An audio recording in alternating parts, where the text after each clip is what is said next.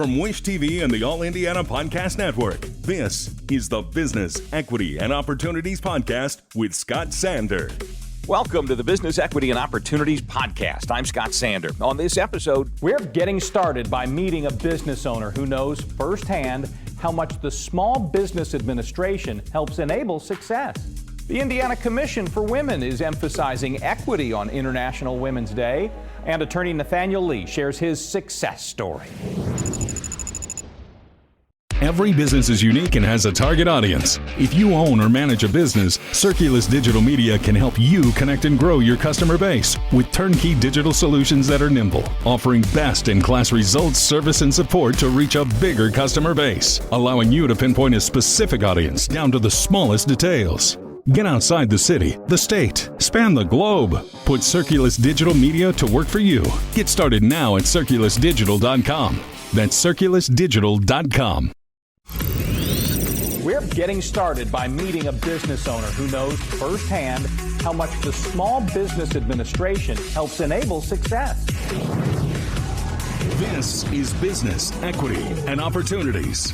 Getting started. Danny Porte is the CEO of Professional Management Enterprises. He's a graduate of the SBA's Business Development Program and was named the SBA 2022 Indiana Great Lakes Graduate of the Year. So I'm Danny Porte, the President and CEO of Professional Management Enterprises, Inc., headquartered in Indianapolis, Indiana, where we've been in business now for 17 years as a professional services company. We provide staff augmentation support services for human capital, information technology, healthcare, call center staffing nationwide. Small business programs are very important and vital for the educational success and health of your organization or any organization. So the SBA for me helped me start, helped me grow, helped me expand, and also helped me recover during COVID. I had 20 years of military service in the United States Army as an Army recruiter. My last stop was Indianapolis, the Army Recruiting Battalion, and I saw that the Army was outsourcing a lot of human capital things. And as a recruiter, I knew that I had that entrepreneurial spirit, but I wanted to make sure that I could do something that was going to help others succeed in terms of college students and veterans. So staffing and resume writing and career coaching was my focus back then, 17 years ago. When you don't know what you don't know, education provides the knowledge, and knowledge provides the power for us to succeed. So of course, the power of the internet and looking at the SBA and SCORE and other agencies that can help someone that never played in this entrepreneurial role. Again, the SBA, as I stated, helped me start, helped me grow, helped me expand, and helped me recover. You know, they have a 7J training program that allowed small businesses to take classes. One of the best classes that I can recall taking was the growth plan and strategy. It's a living document. As we all know that you got to prepare a business plan. Okay? Most people take those and put them aside. That growth plan was truly a living document that my executive team and I today still look forward to. We bring up quarterly, and we're making sure that we're thriving the way that we desire to thrive. Let me start off by commending our governor, commending our politicians here, whether or not it's Andre Carson or Senator Todd Young, and the SBA and other mid-states, other programs out here that Indiana, to me, allows diverse business the opportunity to grow.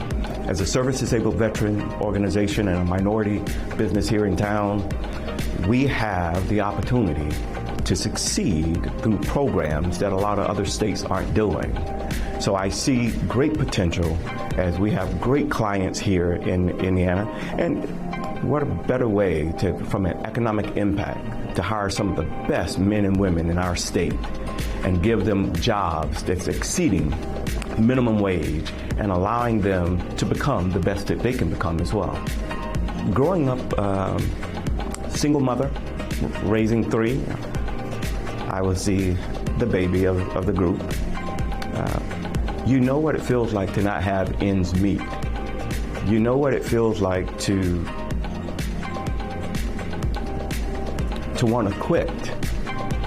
Well, as a business owner today, I'm so fortunate to have clients like Anthem, like United Healthcare, Customs and Border Protection, Department of Homeland Security, Census Bureau, EPA. It is a pleasure watching consultants that work for us as a contractor get hired on directly by these companies. It's nice to see the professional coaching, mentoring, and development from these large agencies that want to grow their own talent as well. So it's no way that we would ever stop becoming a better us in order to assist our employees in becoming a better them. You tuned in to Business Equity and Opportunities, and it's time for Running Your Business Day to Day. International Women's Day is March 8th. Here's how one Indiana organization is planning to celebrate. This is Business Equity and Opportunities. Running your business day to day. Melissa St. John is the CEO and owner of Relocation Strategies. She'll be involved with a panel discussion on equity at International Women's Day, presented by the Indiana Commission for Women. So I'm on a panel, and there's going to be 4 panels, which I think is just really exciting. This day is for all women. It is for women that want to learn, they want to be led, they want to be lifted up. And then the last L is for people that lead. So there's all different types of women on these panel discussions, and I think everyone is going to have an opportunity to be uplifted and gain a lot of insight. The conference is being put on by Indiana Conference for Women. And this is just such an honor to be a part of this day. I think that all these women are leaders in our community, so I think everyone's going to gain from this day. When I was younger, I didn't have events to go to like this. I didn't have anyone to look up to. I didn't have an older sister. I didn't have a mother that encouraged me to do business on my own. So I think that the younger generation, even older women as well, if they want to start a second career, it's nice to have other people encourage and give examples so that we can emulate what they're doing. So for instance, the panel that I'm on, I'm going to be talking about my business in terms of like I don't want to say the bravery, but just what it takes, the grit, the passion, the perseverance, and everyone there may not be wanting to start a business. There's going to be other women that are going to be talking about their stories, they're blazing the trail, and you may look up to someone like Melissa Prophet and say, how is she this, great, attorney at Ice Miller, and what's her story? So there's just so many women that have so much to say. I think that if you're in your daily routine going to work, this is just a nice, refreshing change to get uplifted. So Relocation Strategies, I have owned the business for over 16 years, and it has evolved and changed over the years. Been through basically 2 recessions, and so when you're a small firm, you have to be nimble and you have to adjust. So we're doing a lot of things. We've been helping people reimagine their workplace because of the shortage of people coming back to the office. So a lot of firms are making a lot of changes right now. So we help with workplace surveys, we do space planning, interior design, we're partnering with architecture firms, but our real claim to fame is move management and helping people with furniture and reuse. I think that the employees are going to have the loudest voice. So coming out of this whole pandemic, the loudest voice, because obviously we're having a workforce shortage. So employers need to realize that we have to listen to what they need. And so like, for instance, this room right here, this used to be I'm just going to say it, a stuffy conference room. And I said, let's turn this into a living room because it's much more comfortable to come in here and have a discussion or a review. And that's what people want. They want it. It's more of you have residential and then you have commercial. And so the new word is residential. It's making it more comfortable.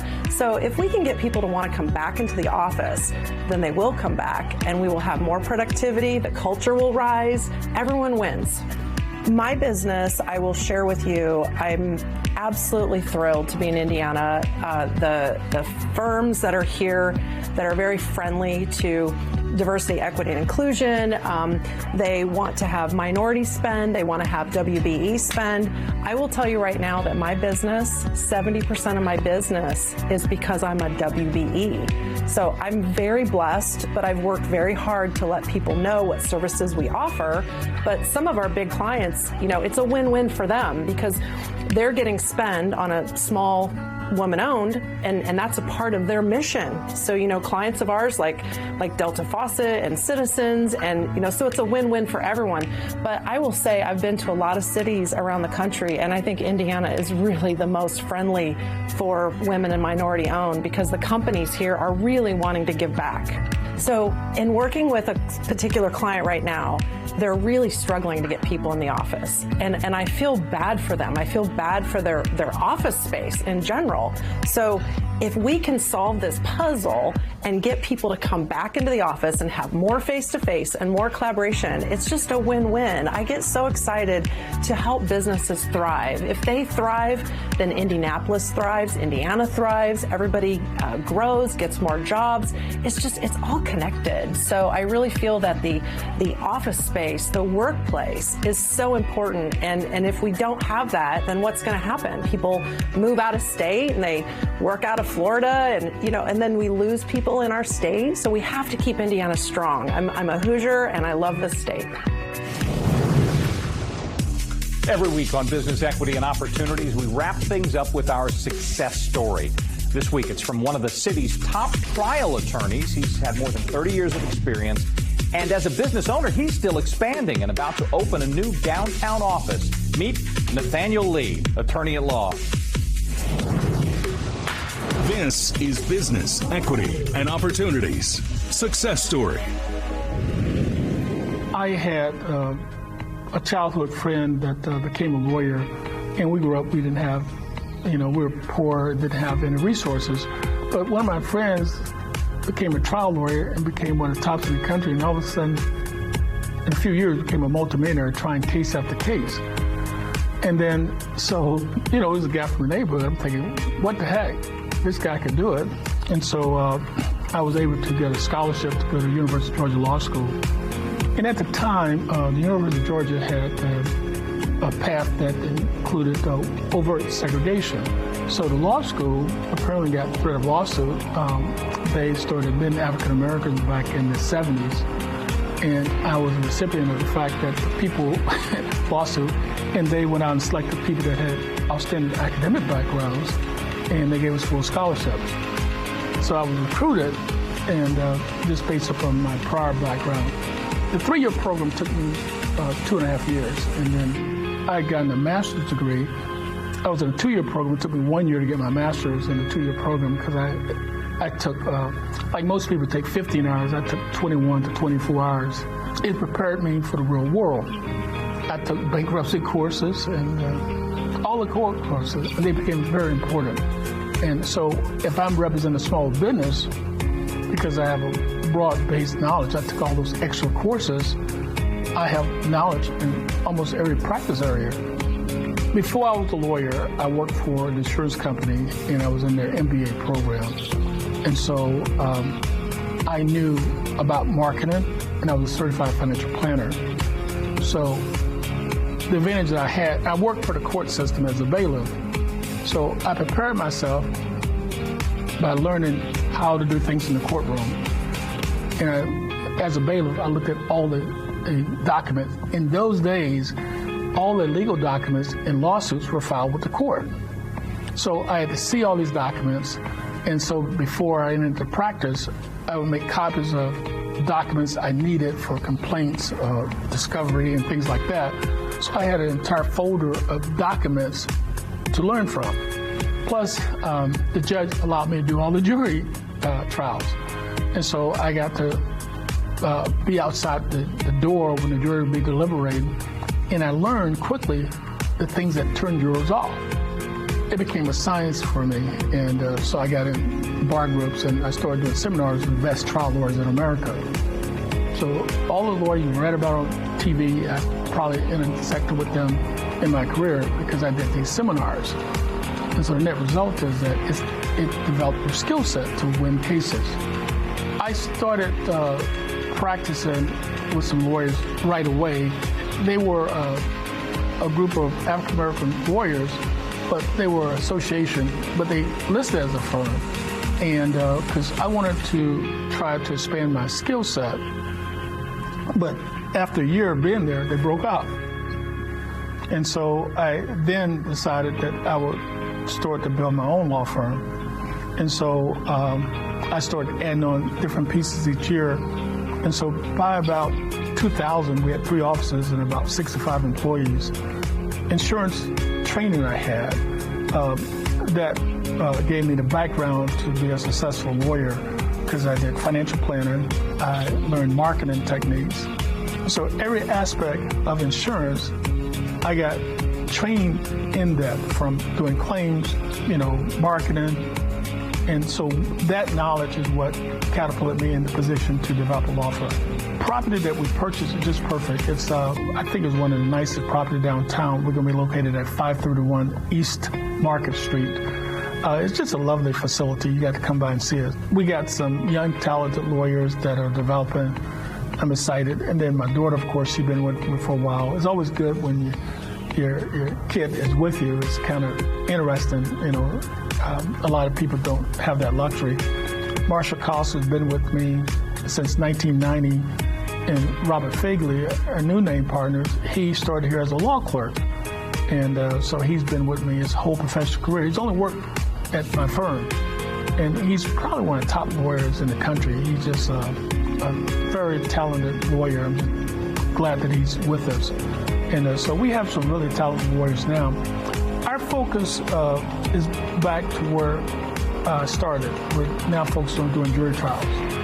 And that's the number one thing I do. And we've had probably one of the best success rates in our state in terms of jury trials. That's what we primarily do. Our thanks again to all the contributors who joined us for this episode of the Business Equity and Opportunities podcast. We hope you found it enlightening, useful, and inspiring. You'll find more information about the show on our website, BEOshow.com. You can watch Business Equity and Opportunities Sunday mornings at 10 on Wish TV or live stream it through wishtv.com. Each week we provide 7 full segments with topics ranging from how to get started and how to access capital to the day-to-day running of your business and questions about accounting and bookkeeping. We feature business news and trends and always share a success story from one of our contributors. Join us next time for more insights into the world of small business. Be sure to sign up for our Business Equity and Opportunities newsletter to get even more valuable, up-to-date information. And if you have any questions or you'd like to be part of our show, please email us. The address is beo@wishtv.com. We'd love to hear from you. I'm Scott Sander. Thanks for listening.